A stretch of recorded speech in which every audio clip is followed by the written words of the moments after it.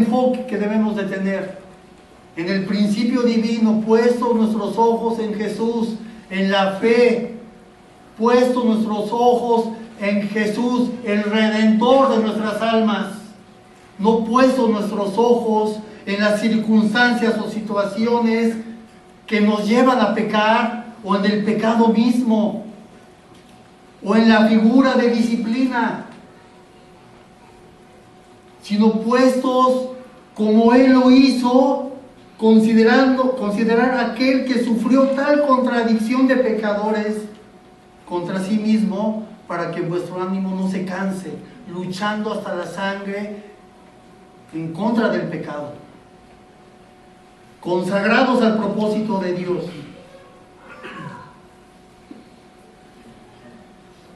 Ok, ahora voy a abordar un poquito agentes disciplinarios dados por Dios. Estos agentes disciplinarios los diseñó Dios en los diferentes niveles de la vida. Los dos primeros agentes disciplinarios los vemos en Proverbios 3:12. Porque Jehová al que ama castiga, como el padre al hijo.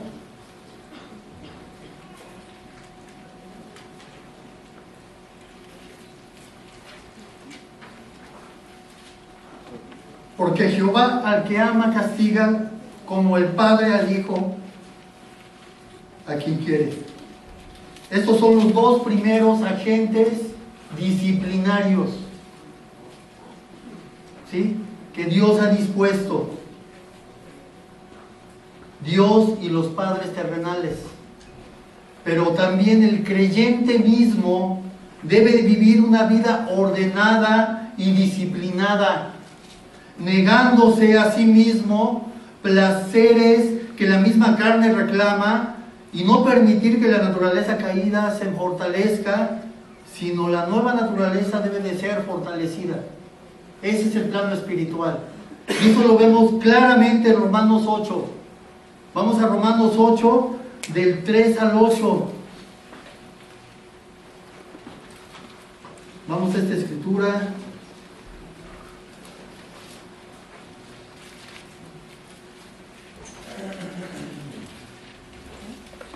Cito la palabra de Dios: porque lo que era imposible para la ley, por cuanto era débil por la carne, Dios, enviando a su Hijo en semejanza de carne de pecado, y a causa del pecado, condenó al pecado en la carne, para que la justicia de la ley se cumpliese en nosotros, que no andamos conforme a la carne, sino conforme al Espíritu.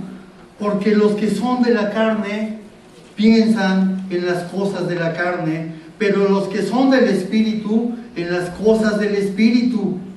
Porque el ocuparse de la carne es muerte, pero el ocuparse del Espíritu es vida y paz.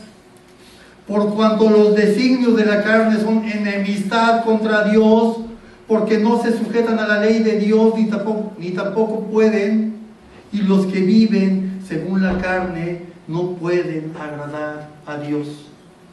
Aquí vemos claramente la importancia de la vida, de la disciplina espiritual en nuestro diario vivir.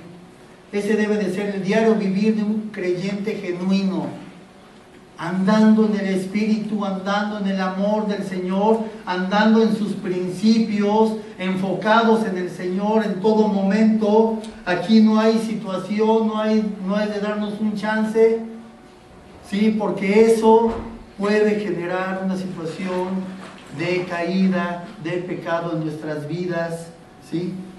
Y es algo que pues ningún creyente quiere. Hoy ya tenemos la habilidad, por la gracia de Dios, de aborrecer el pecado, o estamos aprendiendo a aborrecer el pecado. Es importante que vayamos hacia esa línea en donde haya un aborrecimiento de lo que nos destruye. Solamente el ser humano aprecia lo que le daña, ni los animalitos del campo. Ya mejor ellos ven que algo no es conveniente, mejor se van para allá, ¿no? Y los seres humanos ¿verdad? Iba a comentar algo, pero creo que no es original. Mejor así lo dejo. Ok. Este fue el cuarto agente disciplinario. Nosotros mismos. ¿Quién es el principal responsable de mi vida espiritual? Dime quién es el principal responsable. Nosotros mismos. ¿Sí? Y también mi hermano que está al lado, también mi esposa, también mis hijos.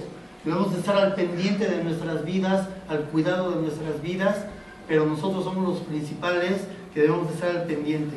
El último agente disciplinario es la Iglesia de Cristo, donde vamos a analizar la responsabilidad que tiene en la vida de sus miembros.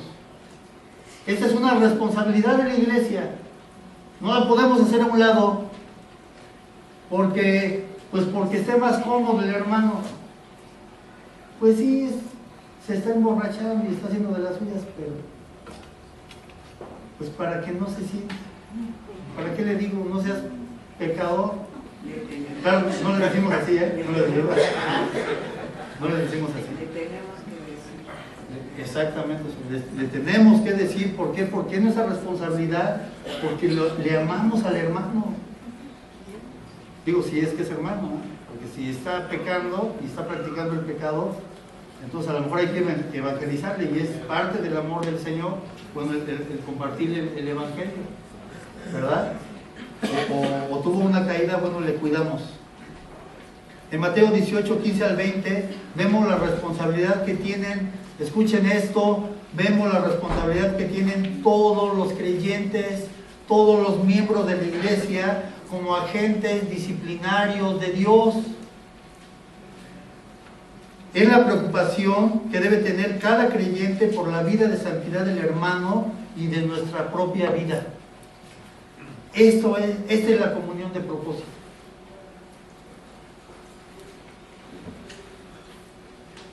Dice ahí en Mateo 18:15, si tu hermano peca, ¿sí?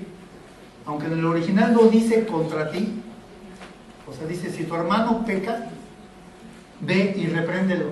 En la Reina Valera sí dice contra ti, pero eso también le da mayor profundidad, porque si es contra ti, bueno, el primero que debe de hacerlo con mansedumbre es el afectado.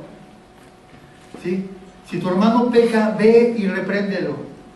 Si verdaderamente amamos al hermano, no lo dejaremos en pecado, sino que tenemos la responsabilidad de reprenderlo. Note que no dice que sean los líderes de la iglesia los únicos que tienen esa responsabilidad. Somos cada uno de nosotros. Es una responsabilidad conjunta por la santidad del cuerpo de Cristo. Aquí se rompe todo tipo de percepción errónea, porque estamos buscando la santidad de la iglesia. No nada más del hermano, sino de la iglesia totalmente, en su totalidad. Ok. Esa responsabilidad es en lo personal y en el cuidado de la vida de cada miembro de la iglesia. ¿Ok? Entonces, empieza conmigo. Y también en el cuidado de la vida de cada uno de los miembros. Esa es la labor que tenemos nosotros como líderes en la iglesia, pero también es tu labor. A lo mejor no es tan intensa porque no es con toda una congregación, no es con toda la iglesia, pero sí es con tus hermanos con los que tienes amistad, tienes contacto, van a comer, van a lo mejor a lo de jóvenes mayores, van y van al cine. Ahí es en donde debemos demostrar el amor. En cualquier actividad que tenga la iglesia, ¿sí? Es necesario mostrar el amor de Cristo en esa situación. Y si tu hermano peca, ve y repréndelo. Vamos a ver tantito qué es ese tipo de reprensión, porque no es irle y ahorita me va a escuchar lo que me hizo, ¿verdad? Ahorita le voy a dar, pero con todo, ¿sí? ¿Por qué? Porque tengo la sartén por la mano. ¿Sí se dice así? No. Tengo la sartén por el mango, ¿no? Entonces le vamos a dar un sartenazo. Chequemos esto. La reprensión será a solas. Eso es muy importante y relevante. Muy importante. La reprensión será a solas y con un objetivo. Este es el objetivo: ganar a tu hermano. Es ganar a tu hermano. Es la restauración de su condición. Eso es lo que buscamos. La restauración de su condición. Que se reconcilie con Dios y con quien haya pecado, sea la persona que haya sido. Nunca será el castigo de su falta. ¿Sí? Cristo ya pagó por sus pecados. También lo hizo por los tuyos y por los míos. Eso es importante. Ese es el tono de la reprensión. Es una reprensión en amor, es una reprensión buscando que retome su comunión con Dios, que se arrepienta y se reconcilie con Dios y haya reconciliación en sus entornos que haya dañado con esta figura de pecado. Gálatas 6, 1, 2 nos habla un poquito del espíritu con el que debemos de ir al hermano a ponernos a cuentas.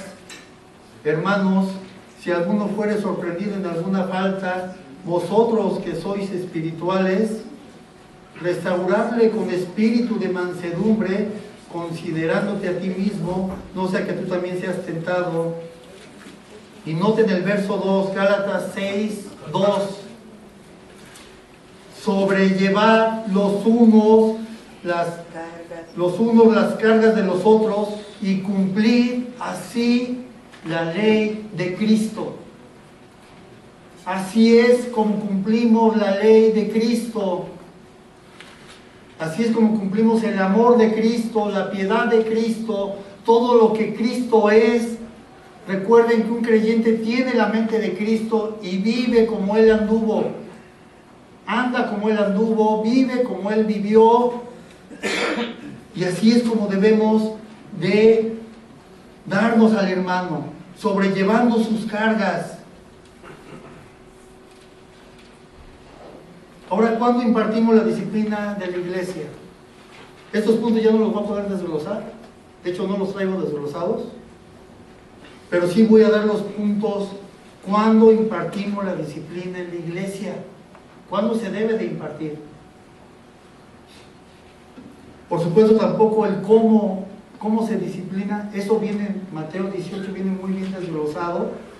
Ya sí se ha dado en los cursos, pero también se va a dar un seguimiento de esa predicación de lo que es la disciplina en la iglesia, ¿sí? Para darle toda la profundidad que deba de tener para que quede claro en nuestros corazones y vivamos disciplinados en el Señor, ¿sí?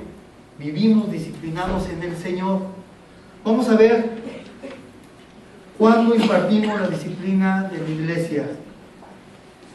Cuando hay acciones o palabras que tienden a dividir la iglesia. No voy a entrar a comentarios de ninguna de esas, solamente las voy a dar. Acciones o palabras que tienden a dividir la iglesia. Pecados que corrompen la moral o la pureza de la iglesia. Cada vez que digo iglesia estoy hablando del hermano, estoy hablando de cada uno de nosotros como esas partes, esos engranes o como esos ladrillos en la iglesia, o no voy más, como esas piedras preciosas incrustadas por Cristo en su iglesia. Estoy hablando de cada uno de nosotros. Entonces, acciones o palabras que tienden a dividir la iglesia, pecados que corrompen la moral o la pureza de la iglesia, la acusación contra los líderes de la iglesia y falsas doctrinas. Esos son los puntos fundamentales por los cuales se debe de impartir la disciplina de la iglesia. Ok. Bueno, voy a la conclusión para cerrar y poder tener la cena del Señor, la comunión que vamos a tener ahorita. Yo creo que es el momento preciso para poder llegar a este punto y ponernos a cuentas con el Señor. Voy a leer la conclusión. Recordemos que la disciplina siempre se aplica con la intención de proteger al hermano, este hermano que está en pecado, y que no sufra mayores consecuencias. Eso es lo que buscamos. Pero también para proteger a los demás miembros de la iglesia. Si a algún hermano se le deja sin disciplina, ese pecado va a contaminar a la iglesia, ¿sí? Y va a suceder algo más fuerte que aquí traigo también, se los voy a comentar. Cuando hay contaminación, pues es algo muy fuerte y se debe de detener, ¿sí? Si la disciplina no se imparte en la iglesia, será expuesta a la contaminación del pecado y Dios tendría que disciplinar a toda la iglesia. Es importante mantener la pureza de la iglesia. Esto es lo primordial, esa debe ser nuestra prioridad. Reivindicar el nombre de la santidad de Dios cuando se ha violado su ley y proteger la santidad de la iglesia debe ser bajo toda circunstancia lo más importante, no solo para los líderes, sino para todo aquel que diga llamarse hijo de Dios. Para cada uno de nosotros es una responsabilidad primordial el cuidado que tengamos de los unos a los otros, el que nos amemos los unos a los otros. Bueno, vamos. Quisiera que oremos y vamos a iniciar con la cena del Señor. La cena del Señor es algo muy precioso. Sí, vamos a dar gracias, bendito Padre, te damos muchas gracias por tu preciosa palabra, Señor, que nos instruye. Primeramente nos enseña, nos redarguye, nos corrige y nos instruye en justicia. Gracias, Padre, porque tenemos este gran privilegio de tener acceso, Señor, a la vida que tú produces. Gracias, Padre, por cuidar a tu iglesia. Gracias, Padre, por cada familia aquí representada. Gracias por tu bendición abundante, derramada, Señor, a través de tu instrucción, a través de tu Espíritu. Te pedimos, Padre, que tu palabra sea sellada por tu Espíritu en lo más profundo de nuestro ser y que podamos vivir conformados a ella en cada momento, Señor. Te pido muy especialmente por todos los jóvenes que están entendiendo que hay una vida muy diferente que la que el mundo ofrece y que tú los tienes aquí buscando de ti, viviendo en ti. Gracias, Señor, por sus vidas. Gracias, Padre, por los que se acercan por primera vez. Te pedimos, Padre, que nos lleves al arrepentimiento del pecado, que nos lleves a la fe que transforma, la fe que redime por tu misericordia, que los corazones sean tocados, que estas vidas sean llevadas, Señor, a tu salvación, a la vida abundante que Cristo ofrece, la vida plena en el Espíritu, la vida plena en Dios. Gracias, Señor, porque nos permite ser parte de tu iglesia. Enséñanos a vivir dignamente, agradándote a ti en todo, en cada momento, en cada situación de vida, que sea para gloria y honra tuya.